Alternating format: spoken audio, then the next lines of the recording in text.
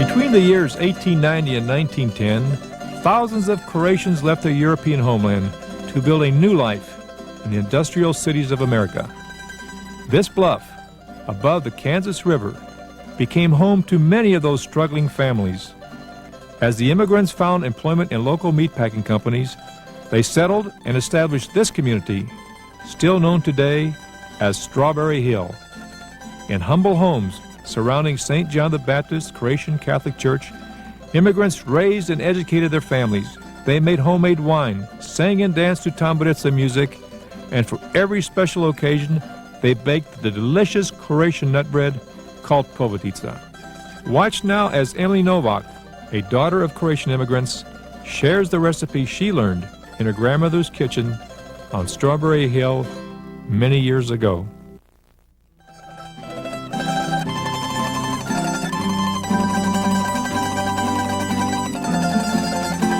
Hello, I'm Emily Novak from Kansas City, Kansas. I was born on Strawberry Hill, an area that was densely populated by Croatians that immigrated from Central Europe in the late 1800s. When they came to America, they brought with them many of their cultures, their love of music, their good food, and their hard work ethic. And today, we will make a povatica bread, which is made primarily with English walnuts. This bread is very popular, sometimes used as a sandwich bread with ham, but more often than not used as a dessert. It is served at baptismal parties, at bridal showers, and at weddings. And today we're going to use an electric mixer set on the number 2 setting. And this recipe will make 4 loaves of povatica bread. Each loaf will render 10 slices if you use the end slices of the bread. And we have already measured out our sugar and the salt, and now we're going to add the warm milk. We're going to add the milk and see that that is well blended. And now we will go and get a ½ cup of warm water, just drawn from the tap. To this water, we will add 2 packets of dry yeast, being always careful to check the expiration dates. And to that, we will add 1 teaspoon of granulated sugar and put it to rest for at least 5 minutes in a warm area.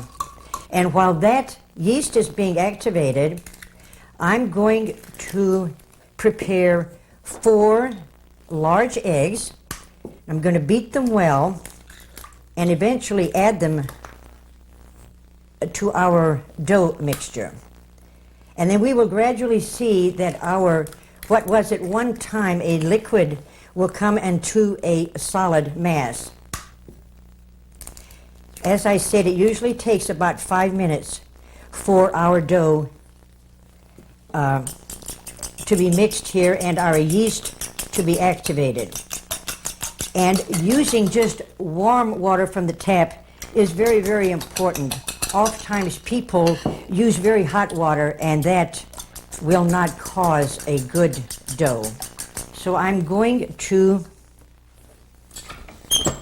beat in the 4 eggs. I'm going to the stove to get my melted margarine, and it always pays to use a good quality margarine, such as Fleischmann or Mazola. You can, if you like, use a butter, but butter has a little more salt in it, and for that I would recommend that you would add a little more sugar. Now, as I've said, we have added the warm milk to the sugar and the salt, as well as the 4 well-beaten eggs, our melted margarine, and now we're going to be adding our yeast, and you will see that within a very short time that yeast will have doubled in bulk. Here's a helpful hint. On the day that you're preparing to make povatica, you want to set your eggs out early because eggs that come to room temperature seem to fluff up much better. You want your kitchen to be warm, free from drafts, not any two openings at one time. I'm going to go to the stove and get the yeast and put it into the mixture with the rest of the liquid ingredients. And now we will add the 2 cups of sifted white all-purpose flour. And I use nothing but gold medal or Pillsbury. And since I'm using an electric mixer, I will add both of the cups of flour at one time.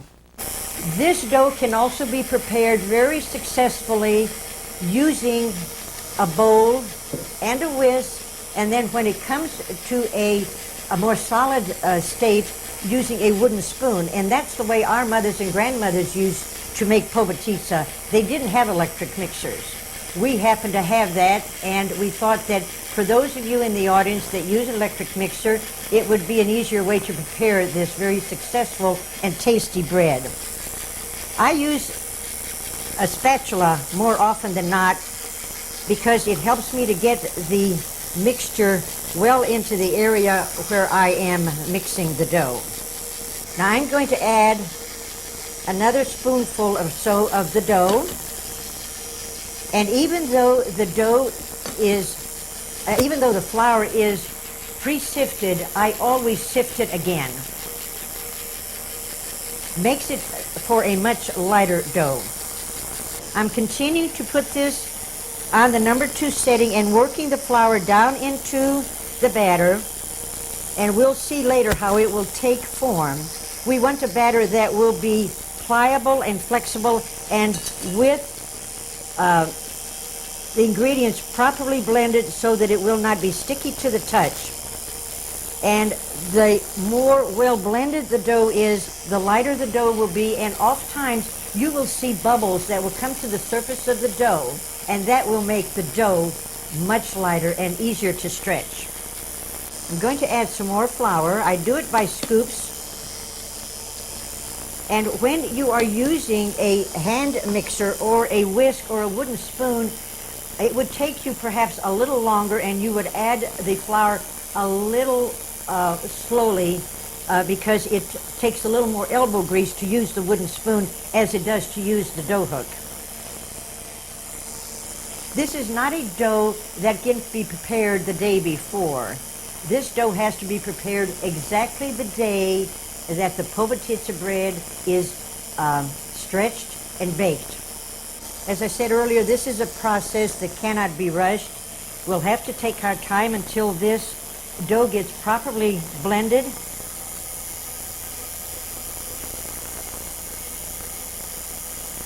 And then we will turn it out on a lightly floured cloth that we have here on the table. We're going to weigh it. This dough ordinarily weighs about 5 pounds. I'm going to divide it in half and put it in a well-oiled bowl covered with saran and put in a nice warm place to rise for at least an hour or until it's double in bulk. We've been gone for a little while, and we've added the remainder of the flour, which was approximately 6 cups. And now we will turn this out onto this lightly floured cloth.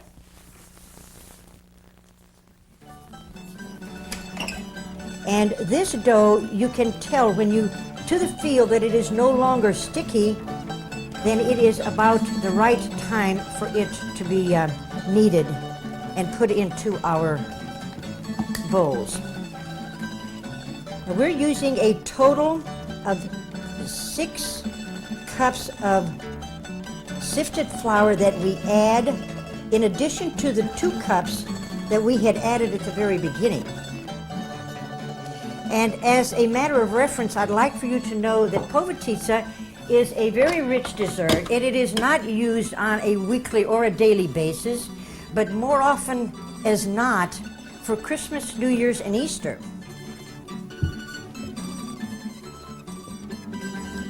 I'm going to empty this out onto this cloth,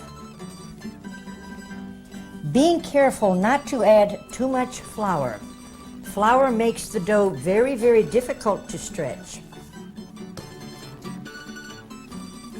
And kneading is very important. You can never over knead, but you certainly can over flour. Going to knead this dough and try to get it into a more solid mass, adding a little more flour as I do that. This dough should weigh approximately 5 pounds, and I'm going to divide it in half, each part weighing about 2.5 pounds each. And as I said earlier, the more bubbles you have in the dough, the better the dough. It should feel like velvet. It should have a texture that is so great that it's just a delight with which to work. We'll move this out of your way so you can see the process of kneading. And I'm going to add a little flour here. I'm going to cut it approximately in half with my spatula and put it on my scale. There's nothing more irritating than working with a dough that's not pliable and gets cold. And that's why it is so important to work in a kitchen that is just warm as toast. I'm going to weigh this dough on my scale. This is really a baby scale, but it can be used for other purposes. This weighs just nearly 2.5 pounds. I put a piece of wax paper on that scale with a little flour on it so that the dough wouldn't stick to the surface. And this weighs just about 2 pounds. So we did very well as to making a pretty good estimate on the weighing of that flour. And I like to keep the dough warm, so I'm going to cover it with this tea towel here while I'm kneading the dough. And for you people that aren't accustomed to kneading, use the top of your hand, the heel of your hand, I beg your pardon, use the heel of your hand and knead it slowly, putting the dough away from you and then turning it with your left hand if you are a right-handed individual. We're going to add a little more flour to the cloth. And I can already see the bubbles in the dough. I'm very pleased with it. It just looks absolutely great. And to reiterate, you cannot over knead, but you can certainly over flour. And I can see the bubbles in the dough coming to the surface. That's a very, very good sign. While I'm going to knead this other piece, I'm going to cover that one and start on this one. I'm going to put it into each of those lightly oiled bowls and cover with a saran wrap and let that rise for at least an hour or until it's double in bulk. Very, very nice dough. And this is a process in the making of any bread or yeast product. It's very important to learn to knead the dough properly. So now I'm going to cover that. And now I'm going to add a little bit of cooking oil in each of these bowls. Not too much oil, because then that oil will spill out onto our cloth when we're stretching it to make the povatisa.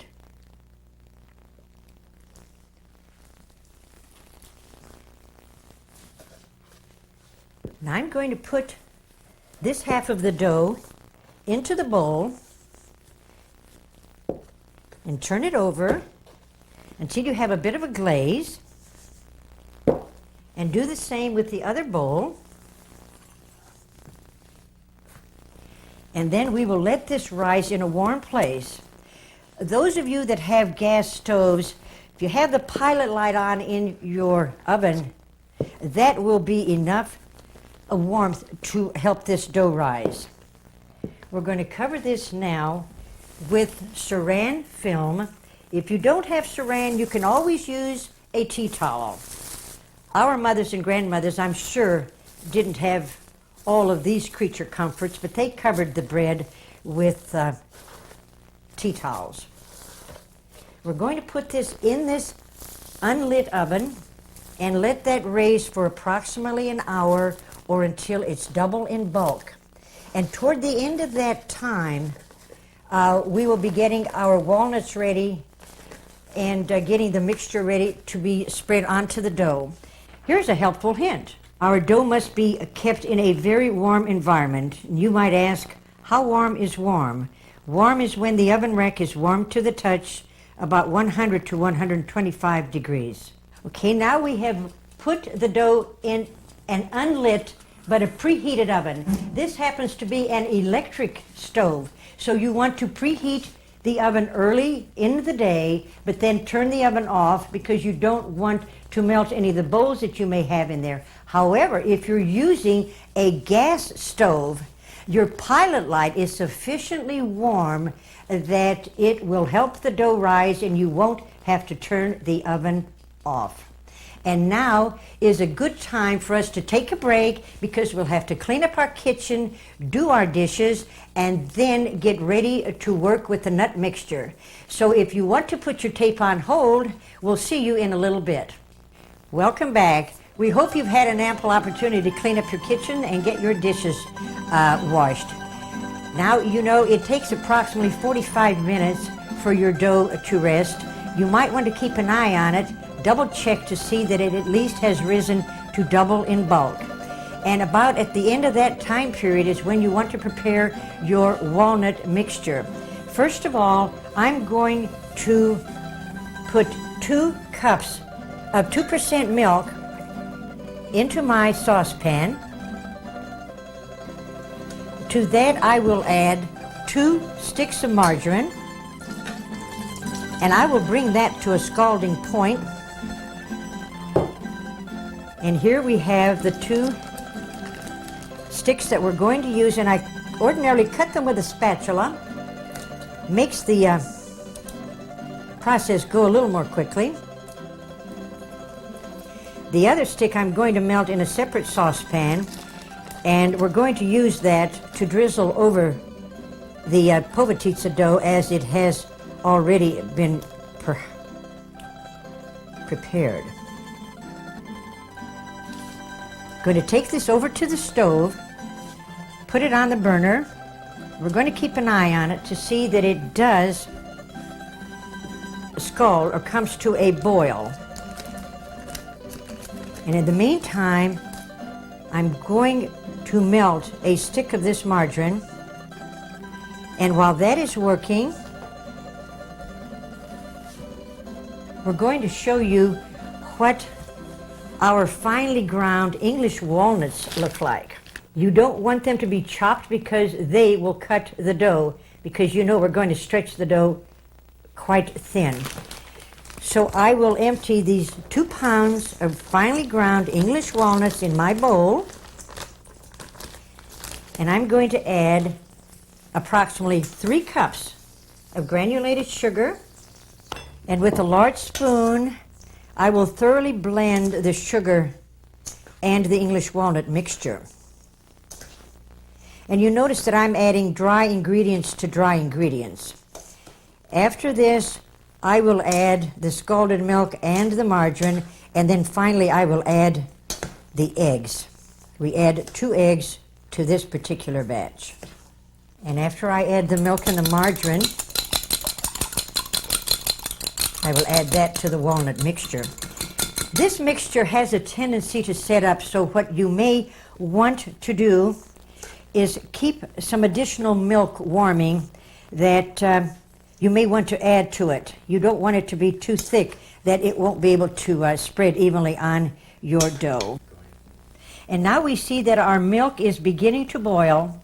So what we're going to do, we're going to take it off of the stove and add it to the walnut mixture, setting this down for just a moment and blending it well with our big spoon, because we want this to be thoroughly mixed. We will add the milk gradually, mixing it well. We're going to keep mixing this till our eggs are well absorbed in the mixture. Now that we have stirred this well, I'm going to take this bowl and take it to the surface of the stove where it is warm. I'm going to clear my table, and you might want to do the same thing. And we will be ready to take our dough out of the oven so we can stretch it. Now here we are again. We're ready to lightly flour this cloth. We're going to get our dough out of the oven. We're going to get this out of the way. And while I'm here, I want to show you the wonderful consistency of this walnut mixture. I'm going to get the dough out of the oven.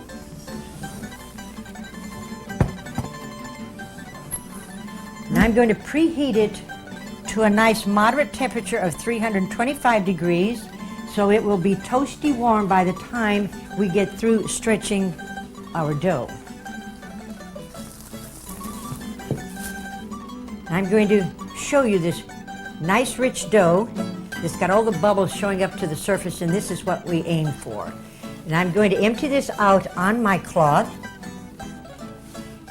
And with my rolling pin, I'm going to roll it out gently. And then I'm going to the stove and get some of this warm melted margarine. Pour it over.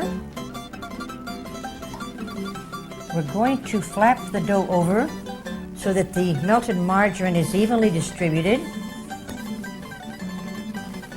With the tops of our hands, we're going to go to the center of the dough and gently stretch it, pulling it out as we go.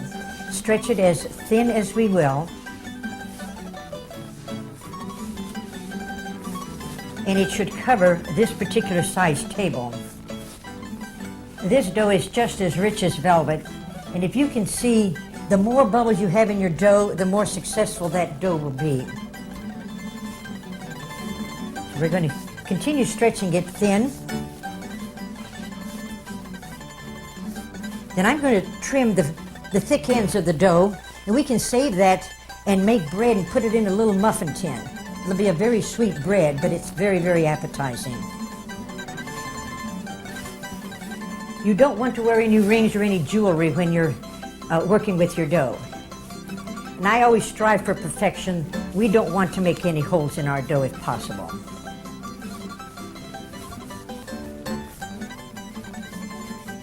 Now I'm going to the stove to get my paring knife, and I am going to trim the outer edges of this dough, which is rather thick. You don't want to throw this away, you want to save it, because it makes a very, very good little loaf of bread. Now I'm going to get the walnut mixture, take it to the table, and generously spoon it on.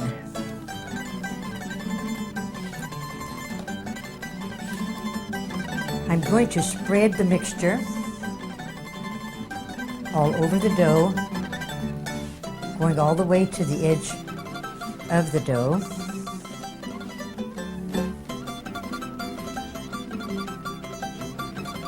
I'm going to drizzle a little melted margarine on top.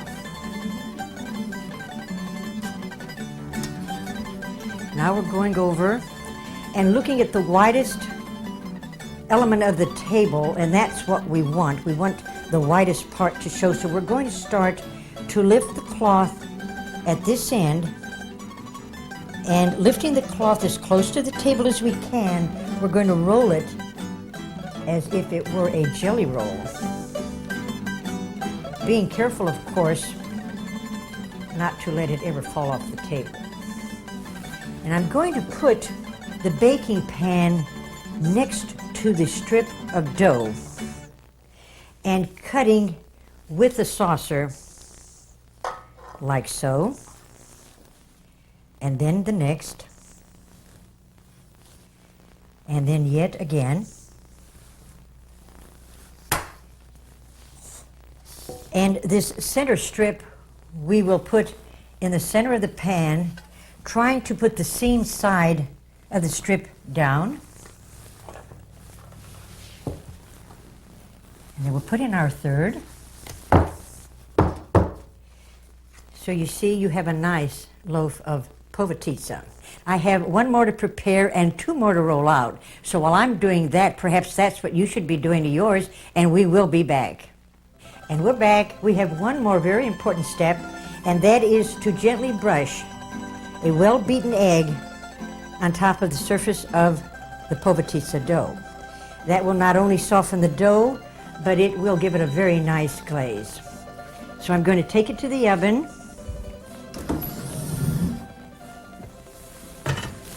As you remember, our oven is set at 325 degrees. We're going to set the timer for 1 hour and 15 minutes, but we will check it periodically so that it will be golden brown. But in the interest of time, we're going to show you a povatisa that we have already baked. And as you can see, it has the very nice swirls, and it has the nice glaze on top. And when you slice this and put it on a nice doily, it gives it a very festive look. We're very happy that you were with us today. So we wish you happy eating. Bon appetit, and thank you.